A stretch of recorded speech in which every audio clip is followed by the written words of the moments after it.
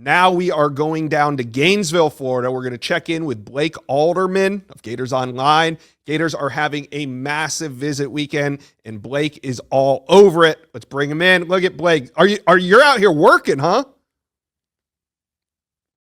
Good. Do we have volume from Blake? Nope, that's me. My fault. I was muted. I'm out here in these trenches. Sorry. Had to mute it so you guys didn't hear all the cars revving up in the background. Yeah. No, you're good. You're in Gainesville right now, correct? Yes, correct. All right. Right outside the football facility. Exciting day, exciting weekend for the Gators. Let's get to it. There's a 5-star on campus, the number 1 safety in America, Braylon Womack. Gators have been working hard on this one. What are you hearing coming out of the weekend?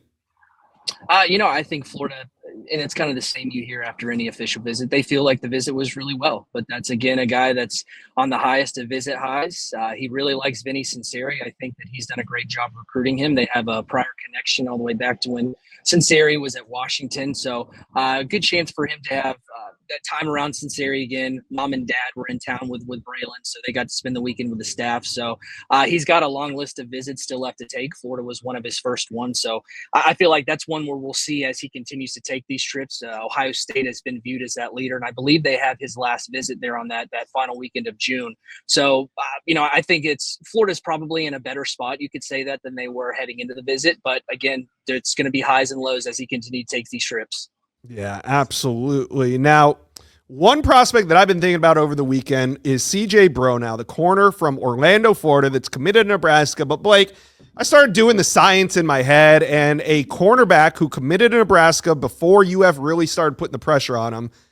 I mean, come on. Is Florida the team to beat here? Is this just a matter of time before Bronow flips?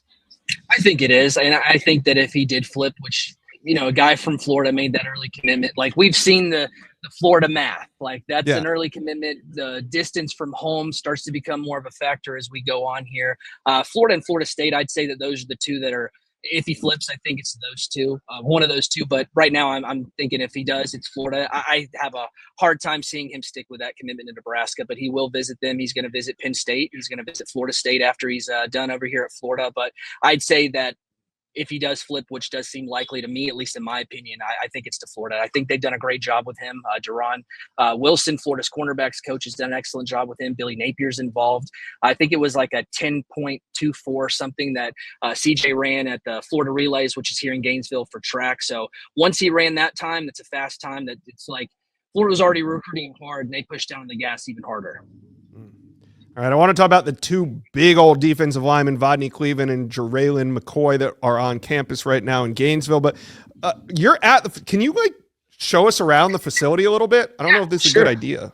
But. Yeah, so that's all the media guys over there. We're waiting, so we're go this way with it. There's the football facility out there. Nice. Came over here so that we're a little off in the cut in case it's loud. But parking lot's behind me from where the players park at. We're right out the facility. If you go down there to the main road and then you turn left at that, you'll go right to the swamp. So it's all kind of collected together. The O-Dome is over here to my right behind this building. So everything's kind of like congested in one spot. Awesome. Well, I'm sure Gator fans will enjoy that. Who's the biggest name you guys are still waiting on to talk to?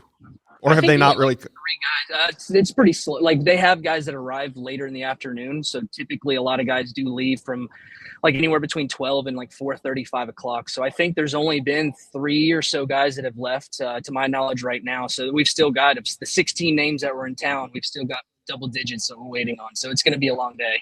All right, good. All right. Well, Vodney Cleveland, Jarraylen McCoy, who are you feeling better about now that this weekend's kind of coming to an end?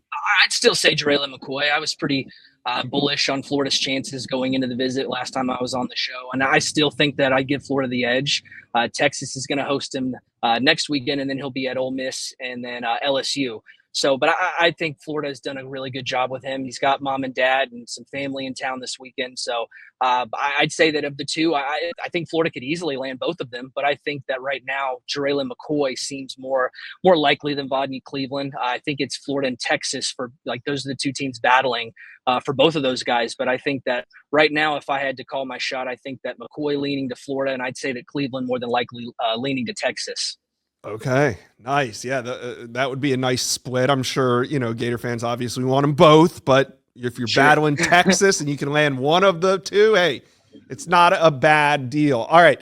So last week we had you on the show, and we kind of talked about last weekend's visit weekend as they were guys that maybe were long shots that Gators wanted to take a big swing at, but this weekend feels a little bit different. What's your takeaway? What's your gut feel from this weekend? Do you think that some of these guys that are on campus in Gainesville right now will end up being Gators in the end?